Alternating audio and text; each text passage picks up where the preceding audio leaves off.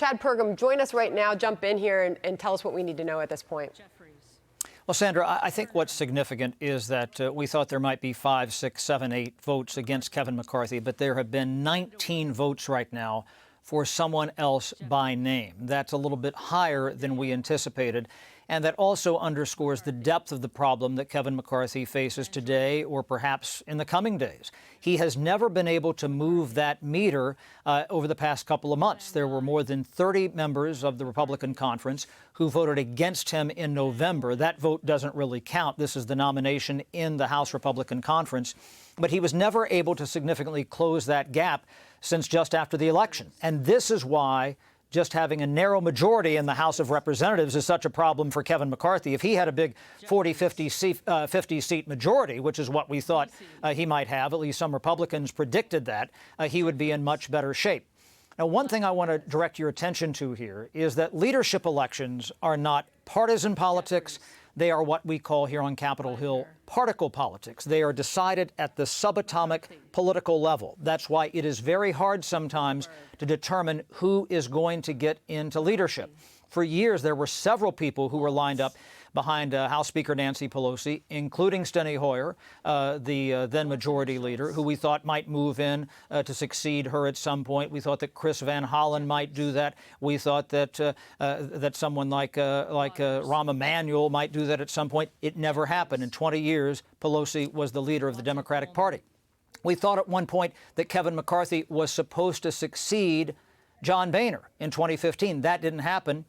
And then Paul Ryan, who said he didn't want the job, 2 weeks later became Speaker of the House. So this is where I'm talking about when you start, racing all of these political particles together in the political superconducting super collider, it's hard to figure out who is going to be in the leadership, particle politics. And this is where Kevin McCarthy has the most votes, or he will among the Republican conference here, but he might not become Speaker. And this is where you start to talk about Steve Scalise, or is there an outside person? This is the thesis of particle politics, and I've seen this happen over and over and over again in leadership elections. Remember, it wasn't that long ago that Eric Cantor was supposed to be John Boehner's successor, and then he lost his primary. This seems to happen over and over again, and you never quite know who is going to be in the leadership until it is a done deal.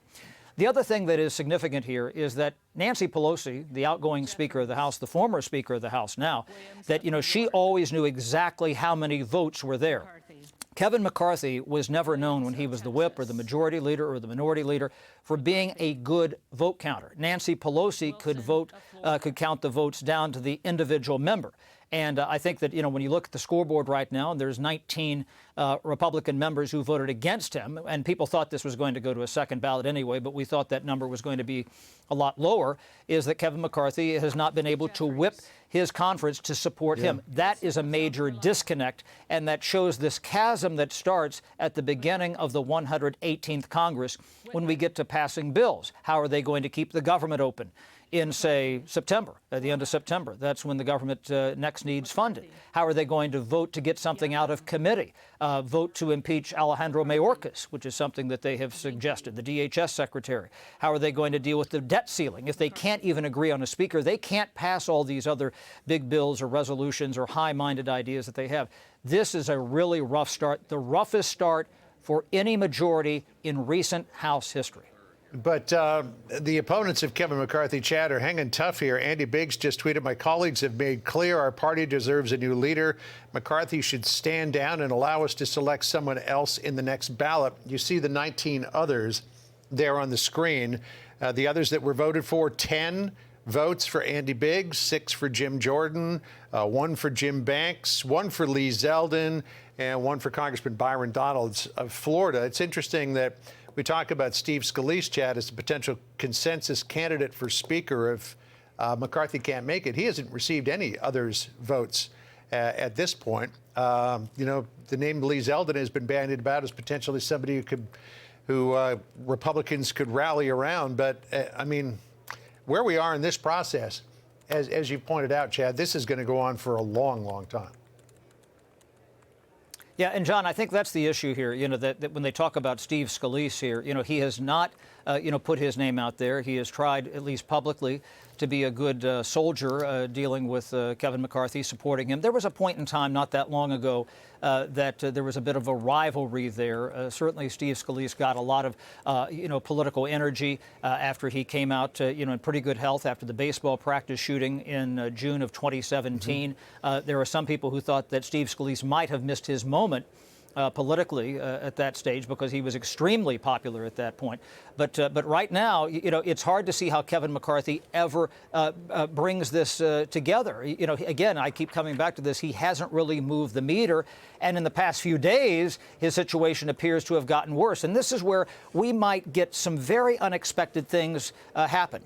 The Republicans keep saying, oh, we couldn't have a Democratic Speaker of the House. You've seen that happen with oppositions in legislatures, in state legislatures. It happened in Arkansas a few years ago, where, you had the majority. They didn't have their votes nailed down, and a coalition was formed someplace else. This happens in European parliaments all the time.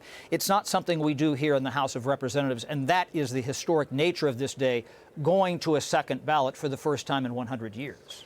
Chad, just want to kind of recap what we're seeing on the House floor right now, and noting the tally that you provided us. When you see the others on the screen below McCarthy and Jeffries, you've got Biggs, Jordan, Banks, Lee Zeldin, Byron Donalds, noting that the vote on the first ballot is open until the last vote is cast. There were 10 for Biggs, 6 for Jordan, 1 for Banks, 1 for Zeldin, 1 most recently, I believe it was Byron Yorks, that was from Chip Roy.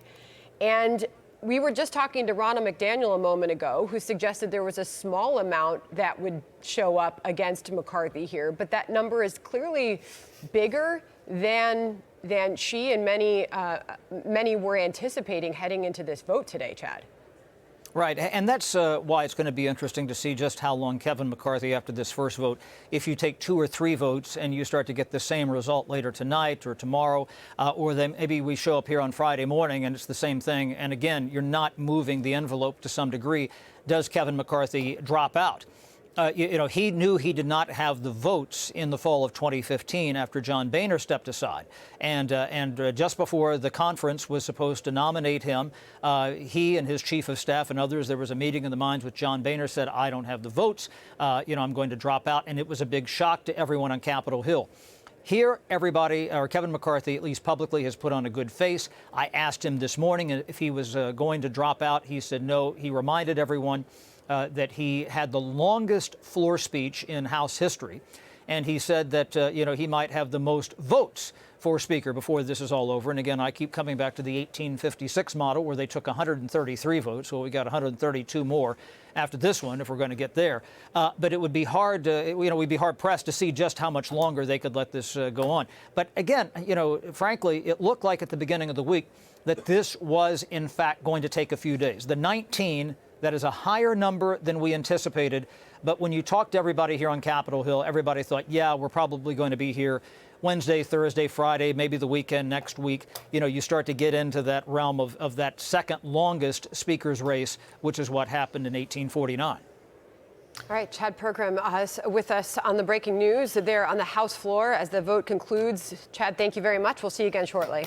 Hi, everyone. I'm Brian Kilmeade. I want you to do me a favor. I want you to click to subscribe to the Fox News YouTube page. This is the only way that I know for sure that you're not going to miss any great commentary, any great news bites, any great interviews coming your way on Fox. You can get it all here on YouTube. So subscribe right now.